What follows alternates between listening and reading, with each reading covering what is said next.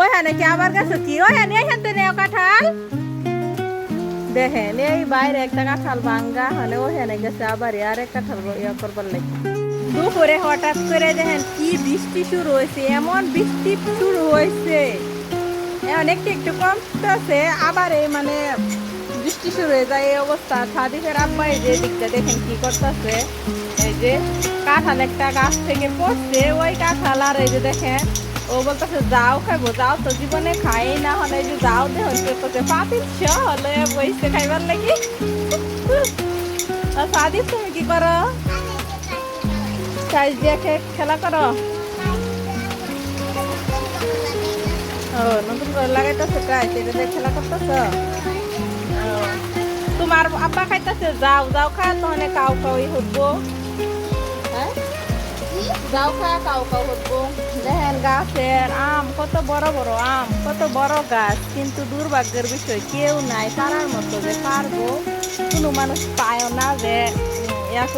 করার মতো যে পারায় আর আম দেখেন অবস্থা কাঁঠালের বিচি দিতেছিলাম রোদ দেখাই এমন ঠাডা পুরা রোদ উঠছে রোদ দেখা দিচ্ছিলাম কাঁঠালের বিচি না আর দেখেন কি অবস্থা হয়েছে আর আমি ওইখানে রান্নাঘরে রান্না করতেছিলাম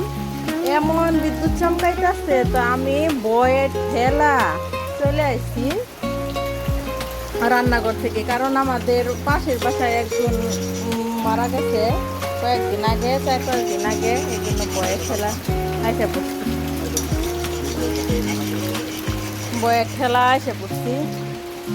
দেখেন আমগোলায় দেখাও মায়া লাগে যে দেখেন কি বড় বড় আম দেখছেন কত বড় বড় আম 2টা 1 কেজি হয়ে যায় দেখেন পড়ছে যে গাছের থেকে এই যে কি অবস্থা নষ্ট নিজে তো খাইতেও পারি না কতই আছে কাউকে দিতেও পারি না এইরকম একটা অবস্থা হয়েছে এই যে আর একটা আম থাক কাপা থাক কত বড় বড় আম দেখা মায়া লাগে কিন্তু মানুষ না থাকলে যা হয় আর কি আসলে মানুষের খুবই প্রয়োজন বাড়ির মাঝে মুরব্বি থাকা খুবই প্রয়োজন কেননা মুরব্বি মানুষ অনেক কিছুই টেক কেয়ার করে রাখতেও পারে সব কিছু সব জায়গায় সব কিছু ইয়াও করতে পারে কিন্তু আমরা তো আর সব কিছু পারি না দেখেন সাদিকে কি করতেছে হেনটা মাথা ঘুরে ঘুরে আইতাছে ওইখানে কি আবার গেছে কি ওইখানে এখানে নেও কাঁঠাল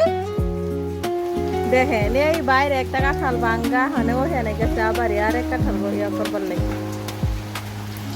আর আমি ওই দিকটা রান্না বসাইছিলাম দেখেন পাক ঘরে যাই আল্লাহ কি অবস্থা দেখেন তা আমি রান্না বসাইছিলাম এখানে দেখেন পাতা দিয়ে রান্না করতেছি যে তরকারি এখানে ডাইকা রেখে গেছিলাম সাদিফের জন্য মুরগির ঠ্যাং সে মুরগির ঠ্যাং খাবে তার জন্য মুরগির ঠ্যাং রান্না করি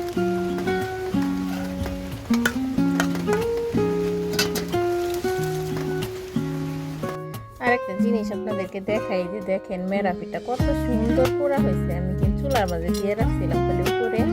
এত সুন্দর হয়ে পুরা হয়েছে অসাধারণ পুরা হয়েছে দেখেন অনেক সুন্দর পুরা হয়েছে